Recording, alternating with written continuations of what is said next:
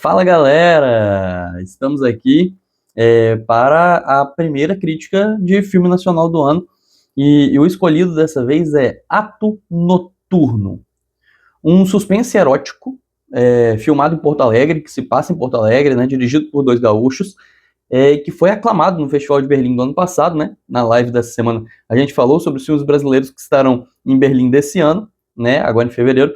Ato Noturno esteve em Berlim em 2025. E agora ele chega aos cinemas brasileiros com preço de ingresso especial, porque ele vai estrear pela Sessão Vitrine Petrobras, que é um programa da Vitrine Filmes, que é a mesma distribuidora de Agente Secreto, por exemplo, né, para criar essa similaridade.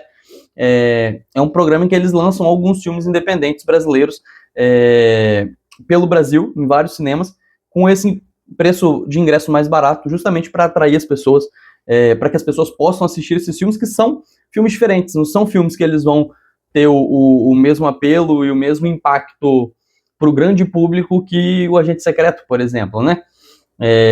O que não quer dizer muita coisa, porque, cara, Ato Noturno talvez já seja um dos meus filmes favoritos.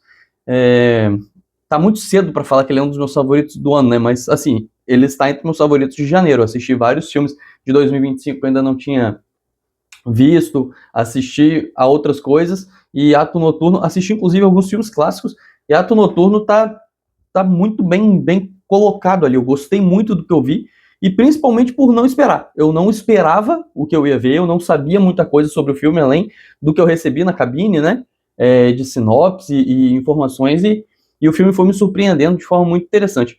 Mas vamos começar pela história, né, porque o filme, ele conta a história do Matias, que é um ator ambicioso de teatro, que está fazendo sucesso. Ele saiu do interior e aí ele está começando a fazer sucesso em uma peça muito importante, e aí ele é convidado para fazer uma série de TV que vai ser gravada em Porto Alegre. E aí, ao mesmo tempo, né, e isso gera uma rixa com o Fábio, que é um colega dele de cena, com quem ele também divide apartamento e que também quer esse papel. Então, a gente já tem aqui um primeiro ponto dessa narrativa. Só que, ao mesmo tempo, o Matias conhece o Rafael, que é um político de Porto Alegre, e eles começam a ter um caso, e esse caso ele vai... Como que eu posso explicar? Ele vai ganhando novos contornos a partir do momento em que eles descobrem que eles gostam de fazer sexo em público. Eles gostam do... Eles têm um fetiche, a palavra é essa, de fato, né? Eles têm fetiche por fazer sexo em lugares públicos, o que é totalmente... Não vou falar que é errado, né? Assim, em teoria é crime, mas eu não vou falar que é errado, mas que não condiz, como o próprio filme deixa claro, tanto com a carreira de um ator famoso, que não pode ser visto em grandes crises midiáticas, quanto para um político, principalmente para um político. E aí o filme vai construindo essa relação. E aí tem algumas coisas interessantes que eu acho aqui, e aí só para falar o nome dos diretores, que eu acho que merece, né? Ele é dirigido pelo Felipe Matzenbacher e pelo Márcio Reolon. Eu não conheci o trabalho deles, sei que tem alguns filmes que fizeram algum barulho. Infelizmente eu não lembro de ter assistido a esses filmes, porém já tô interessado em ir atrás de algumas dessas obras, porque eu gostei muito de como eles pegaram algumas ideias de filme de gênero mesmo, e de gêneros bem próximos, por exemplo, do cinema americano, do cinema... até um cinema meio blockbuster, assim, de suspense, se você parar para pensar, e trouxeram para o Brasil, trouxeram para a nossa realidade, abrasileiraram isso de uma forma muito interessante. Eu acho que em dado momento do e-mail, eu não lembro exatamente, mas em dado momento do e-mail, se eu não me engano, eles chegam a usar o termo neo-noir tropical, e que eu acho que combina perfeitamente aqui, porque ele é um suspense erótico que tem um pouco desse clima neo-noir, e aí ele tem algumas cenas noturnas que brincam muito com a fotografia do noir, com o uso das sombras, mas ele tem esse clima tropical brasileiro. Inclusive ele tem algumas cenas à luz do dia que são belíssimas e muito interessantes, tanto em termos de construção do suspense, quanto na construção do aspecto erótico do filme, né? E aí dentro dessa transposição que os diretores fazem, as referências me pegaram muito, são referências muito interessantes. Tem uma cena que ela remete diretamente à Janela Indiscreta, do Hitchcock, tem algumas cenas, tá? É mais de uma, que remetem diretamente ao Brian De Palma, sabe? Tem um pouco de Um Tiro na Noite, tem um pouco de Dublê de Corpo, e é muito interessante. Tem até um pouco do filme musical dele, que se passa no teatro, que agora eu esqueci o nome, e na edição eu vou colocar aqui. Tem muitas referências ali ao que o De Palma faz, e eu achei muito interessante como eles pegaram isso, fica evidente essa referência, mas eles trouxeram muito para a nossa identidade. E é um trabalho de abrasileiramento muito interessante e que me agradou muito. Mas passando disso, indo para além, eu acho que o filme consegue construir muito bem esses dois mundos que eles se chocam, mas não se chocam necessariamente de forma destrutiva, sabe? Que é o mundo da política e o mundo do teatro. Dois mundos que são muito movidos por máscaras, de certa forma, né? O teatro, de certa maneira, até literalmente, né? O símbolo do teatro são as máscaras, mas a política também, né? As pessoas, elas estão sempre mascaradas, criando uma outra identidade. No caso do Matias, por exemplo, a selecionadora do elenco da série fala com ele que ele não pode revelar tanta coisa no Instagram, sabe? Ele tem que ser uma pessoa misteriosa, de certa forma. Quanto menos as pessoas souberem sobre quem ele é na vida real, melhor. E o mesmo acaba valendo pro Rafael, sabe? Ele é um candidato um político e as pessoas também não podem saber da opção sexual dele, não podem saber nada que ele faz, principalmente que ele tem fetiche por fazer sexo em lugares públicos. Então, e aí isso vai criando alguns enredos. Eu acho que o filme, de certa forma, isso é um ponto, ele é um pouco solto na forma como ele vai construindo. Ele meio que constrói blocos que eles parecem independentes e tematicamente eles conversam, todos eles dialogam, mas também não chega a ser uma antologia, por exemplo, de forma alguma, sabe? Nem uma parada de sketches, mas ele tem alguns blocos e que eles vão ganhando destaque em certos momentos. E aí, por exemplo, o dilema com o Fábio, que é o colega de elenco dele, tem muito destaque no começo, depois basicamente some, deixa de ser um ponto da história, depois volta a ser, e aí isso vira o plot que me remete à Janela Indiscreta, por exemplo, sabe? Que é um dos momentos mais interessantes do filme. Então, mas aí ao mesmo tempo, quando a gente tá nessa discussão, o resto da história, parece que as histórias elas não coexistem tanto no mesmo espaço. Eles precisam tirar uma de cena para outra ganhar esse destaque.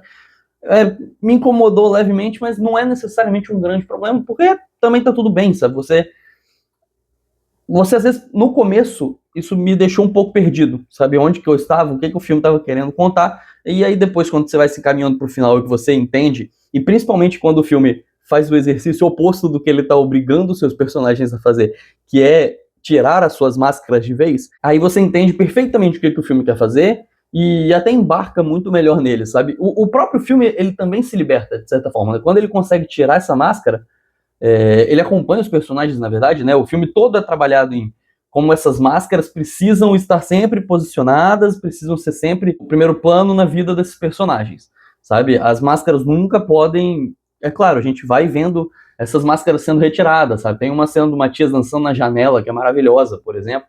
Então, mas todo trabalhado nisso, sabe? De como você é obrigado pela sociedade, seja por essa questão da política e dos mistérios, ou seja por preconceito. Eu acho que o filme ele dialoga com os dois lados, né? Às vezes é até ambíguo, de certa forma, e é um ambíguo bom, sabe? Por exemplo, eu fiquei com um pouco dessa dúvida, sabe? Será que a moça que escolhe o elenco da série, por exemplo, ela fala para ele tirar certa foto do Instagram dele, é só por causa desse mistério? Ou é porque não quer que as pessoas saibam da opção sexual dele? Então, tipo assim, o filme não deixa essas intenções tão claras, o que combina perfeitamente com a ideia do noir, né? Você tem vários personagens que não têm exatamente intenções claras. Ele se apropria muito bem disso nessa ideia da ambiguidade de vários personagens. E aí ele constrói toda essa vida fechada em máscaras, trancafiada atrás das máscaras do preconceito e tal, e contrasta isso com uma liberdade muito interessante. E a própria fotografia, sabe, a encenação do filme é incrível, a encenação tanto na construção do suspense, quanto no erotismo, e quanto nesse contraste, ela funciona muito bem, ela é o grande destaque do filme. Porque eles usam as paisagens abertas, por exemplo, para tentar trazer um pouco disso, né, a ideia do sexo em público, é justamente isso, e isso é muito bem filmado, é filmado de uma maneira interessante. A primeira vez que isso acontece, você fica tipo, calma, que isso? O que tá acontecendo? E depois o filme vai se libertando, sabe? Junto com esses personagens, junto com o momento em que eles admitem que isso é um fetiche e que eles gostam disso e que eles se permitem viver isso, apesar do perigo que envolve viver isso, o filme acompanha eles nessa jornada e carrega a gente junto para um final muito interessante. Então, acaba sendo uma mistura, sabe? É um filme LGBTQIA+, ao mesmo tempo é um suspense erótico, ao mesmo tempo é um filme noir, ao mesmo tempo pode ser um drama sobre preconceitos, e aí junto disso tem as máscaras. É uma mistura que, como eu falei, às vezes parece solta, mas que, cara, tematicamente ela conversa muito bem, graças à encenação, principalmente a encenação, porque, por exemplo, as atuações têm lá seus momentos artificiais, por exemplo, o texto também tem uns momentos um pouco mais artificiais, mas que encontra um espaço em que isso deixa de ser importante porque tematicamente o que o filme faz é muito incrível, é muito interessante. Então, eu fiquei muito surpreso. A minha nota para Ato Noturno é 4,5, é um filmaço surpreendente mesmo, sabe, em termos até de o que ele queria fazer, sabe, porque por mais que eu soubesse dessa parada do fetiche, eu não imaginava que o filme fosse para onde ele vai, sabe, é surpreendente, não é só para deixar a galera na mesma página, não é necessariamente um surpreendente de reviravolta de plot twist, mas que é um surpreendente que te leva por caminhos inesperados e conduz isso com principalmente emoções e sensações inesperadas. É um filme que te faz sentir e pensar em coisas inesperadas. Então, nesse ponto é muito interessante, sabe? Parabéns aos diretores pela construção da história. Gostei muito. E aí, como eu disse, ele é um filme que ele será lançado por meio da seção vitrine. Então é só você entrar no perfil da Vitrine Filmes e olhar lá já provavelmente, como esse vídeo vai sair após a estreia do filme, né? Lá você já vai encontrar a lista de cidades em que o filme estará passando e é um ingresso com valor promocional. Então, se a sua cidade for uma das cidades que irá receber Ato Noturno, aproveite. É um filme muito interessante, é um filme com muito tesão, um filme muito quente, mas é um suspense erótico de primeira. Fica aí essa dica para essa semana.